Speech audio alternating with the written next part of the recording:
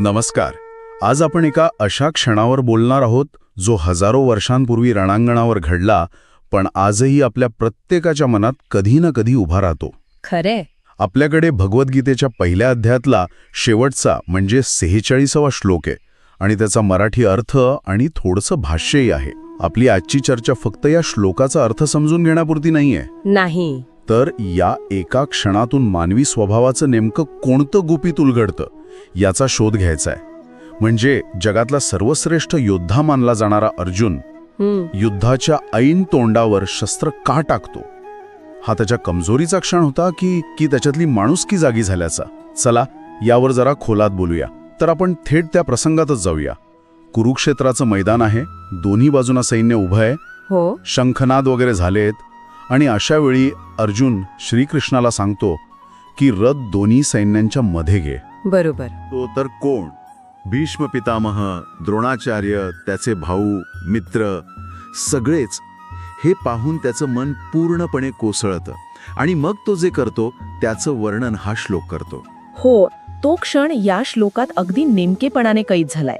मी तो मूळ संस्कृत श्लोक वाचते. हो, नक्की. एव मुक्त्वा अर्जुनः संख्ये रथोपस्थ उपाविशत विसृज्य सशरम चापम शोक संविग्न मानसः. वा, हे शब्द ऐकतानाच त्या दृश्याचा दाब जाणवतो. यातला प्रत्येक शब्द महत्वाचा असणार हे नक्की. आपण याचा सरळ सोपा अर्थ काय आहे इथून सुरुवात करूया का? नक्कीच.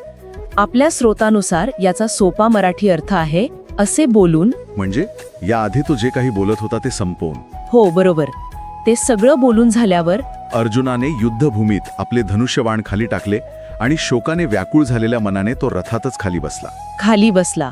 रथोपस्थ उपाविशत म्हणजे रथाच्या बैठकीवरच तो खचून बसला. हो, जो योद्धा इतका वेळ ताठ उभा होता तो आता पूर्णपणे खचून बसला आहे. आणि ही गोष्ट विसृज्य सशरम चापम, धनुष्यबाण टाकून दिले, ही गोष्ट मला नेहमीच विचार करायला लावते.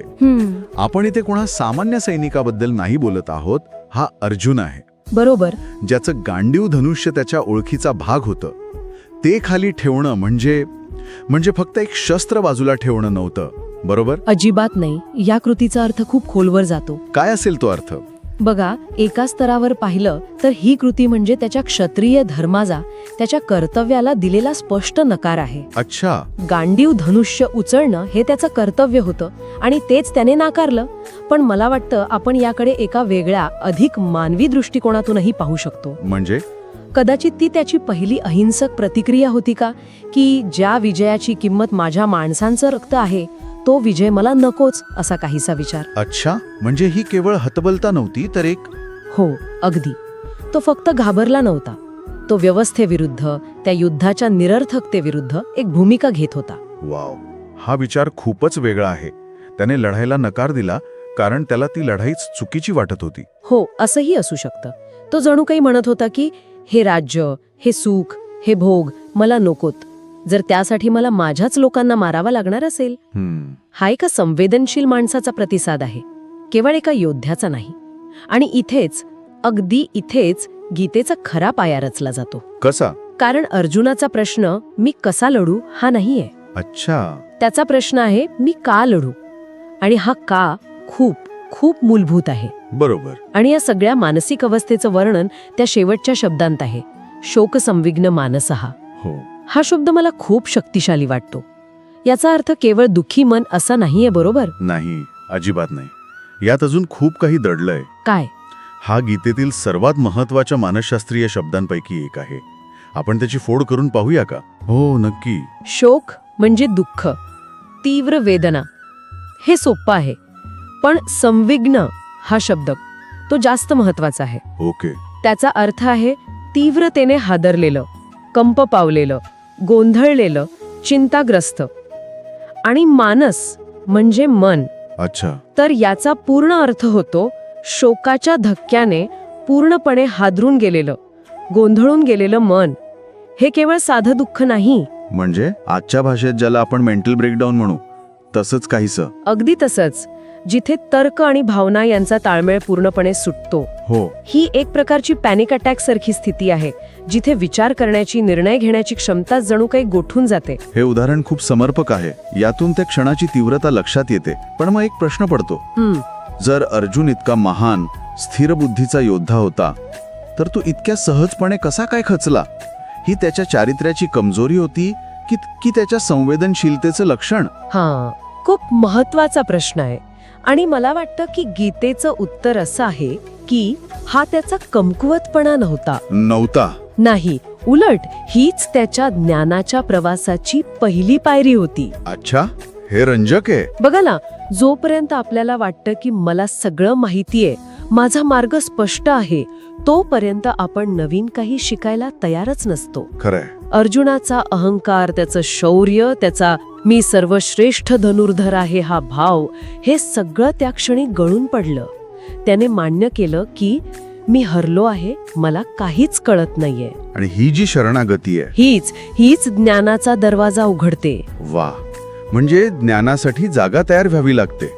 आणि ती जागा अहंकाराने भरलेली असेल तर नवीन विचारात येऊच शकत नाही. बरोबर. अर्जुनाने धनुष्य खाली टाकून जणू काही स्वतःला रित केलं. अगदी अचूक शब्द आहे, रित केलं. त्याने स्वतःला पूर्णपणे रित केलं आणि म्हणूनच श्रीकृष्ण नावाचं ज्ञान त्याच्यात सामावू शकलं. खरंय. हे खूप मनोरंजक आहे की गीतेची सुरुवात कुठल्या चमत्काराने किंवा दिव्य शक्तीच्या प्रदर्शनाने होत नाहीये. नाही, तिची सुरुवात एका माणसाच्या अत्यंत वल्नरेबल, अत्यंत मानवी क्षणाने होते. गीतेचा संदेशच हा आहे की खरं ज्ञान गर्विष्ठ किंवा अति आत्मविश्वासी लोकांना मिळत नाही.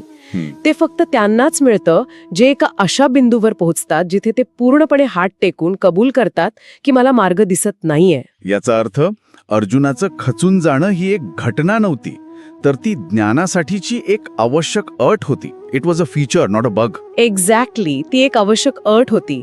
अनेक आध्यात्मिक परंपरांमध्ये याला the dark night of the soul असंही म्हटलं जातं. अच्छा. जिथे तुमचं सगळं जुनं विश्व कोसळून पडतं, तुमच्या सर्व धारणा, तुमचे विश्वास गळून पडतात आणि तुम्ही एका खोल अंधारात, गोंधळात सापडता. हो.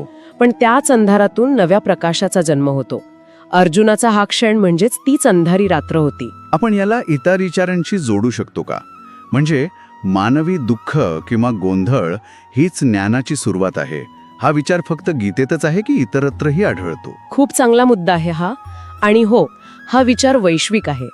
उदाहरणार्थ, बौद्ध धर्माची सुरुवातच दुःख या संकल्पनेपासून होते. हो, बरोबर. गौतम बुद्धांना जेव्हा मानवी जीवनातील दुःख दिसलं, आजारपण, म्हातारपण, मृत्यू, तेव्हाच त्यांच्या मनात ज्ञानाचा शोध सुरू झाला. जोपर्यंत ते राजवाड्यात सुखात होते तोपर्यंत त्यांना प्रश्न पडले नाहीत. दुःखाची जाणीव हीच त्यांच्या प्रवासाची सुरुवात होती. अर्जुनाच्या बाबतीतही अगदी तेच झालं. म्हणजे जोपर्यंत तो विजयाच्या धुंदीत होता तोपर्यंत त्याला प्रश्न पडले नाहीत. पण जेव्हा त्याला त्या विजयामागे असलेलं प्रचंड दुःख दिसलं तेव्हा त्याचा खरा प्रवास सुरू झाला. अगदी बरोबर. याचा अर्थ आपल्या आयुष्यात येणारे असे गोंधळाचे, निराशेचे क्षण हे एक प्रकारचं आमंत्रण असतं स्वतःच्या आत डोकावून पाहण्याचं. हो. आपण सहसा अशा क्षणांना टाळण्याचा प्रयत्न करतो, पण गीता सांगते की ते क्षण ते मौल्यवान आहेत. हो, ते क्षण मौल्यवान आहेत, कारण तेव्हाच आपण खरे प्रश्न विचारायला सुरुवात करतो. मी हे का करतोय? माझ्या जीवनाचा अर्थ काय आहे? योग्य काय आणि अयोग्य काय? बरोबर. हे प्रश्न आरामात, सुखात असताना सुचत नाहीत. ते तेव्हाच सुचतात जेव्हा आपल्या पायाखालची जमीन सरकते. आणि अर्जुनाची जमीन त्या क्षणी सरकली होती पूर्णपणे. आणि म्हणूनच तो गीतेसारख्या वैश्विक ज्ञानासाठी पात्र ठरला. त्याने शस्त्र खाली ठेवली आणि प्रश्न विचारायला सुरुवात केली. हीच सर्वात मोठी क्रांती होती.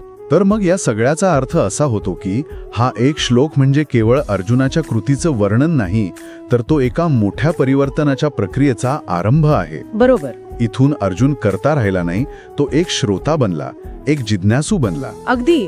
या श्लोकापर्यंत अर्जुन बोलत होता, तो श्रीकृष्णाला सूचना देत होता, तो करता होता.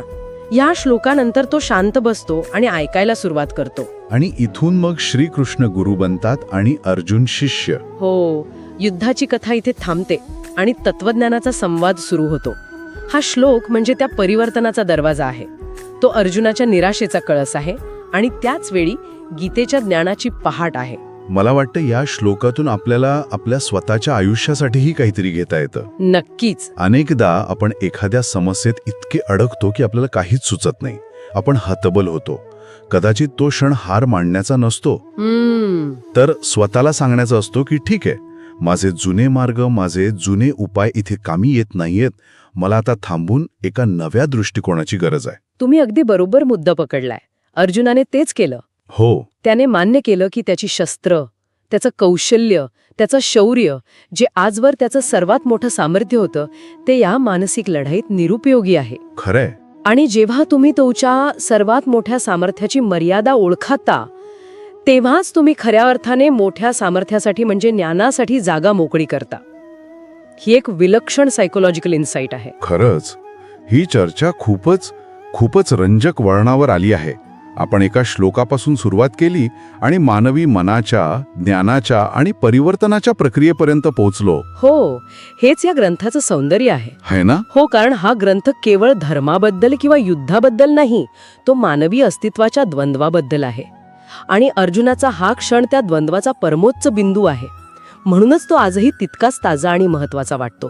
तर आजच्या या चर्चेचा सार काढायचा झाला तर असं म्हणता येईल की भगवद्गीतेतील अध्याय 1 श्लोक 46 हा केवळ एका योद्ध्याच्या हतबलतेचा क्षण नाही, तो एका माणसाच्या आत्मशोधाच्या प्रवासाची सुरुवात आहे. हा श्लोक दाखवतो की कधी पूर्णपणे खचून जाणं, सगळी शस्त्र खाली ठेवणं आणि मला कळत नाहीये हे मान्य करणं, हेच खऱ्या ज्ञानाकडे उचललेलं पहिलं पाऊल असू शकतं. बरोबर. आणि जाता जाता श्रोत्यांसाठी एक विचार सोडून जाते. हो. आपल्या स्रोतानुसार इथून श्रीकृष्णाचा उपदेश सुरू होतो, नाही का? हो. तर यावर असा विचार करता येईल की गीता आपल्याला सांगते की खरा बदल तेव्हा सुरू होत नाही जेव्हा आपल्याला उत्तरे मिळतात, तर तेव्हा सुरू होतो जेव्हा आपण योग्य प्रश्न विचारायचं धाडस करतो. वाव. अर्जुनाने धनुष्य टाकलं नसतं तर त्याने प्रश्न विचारले नसते.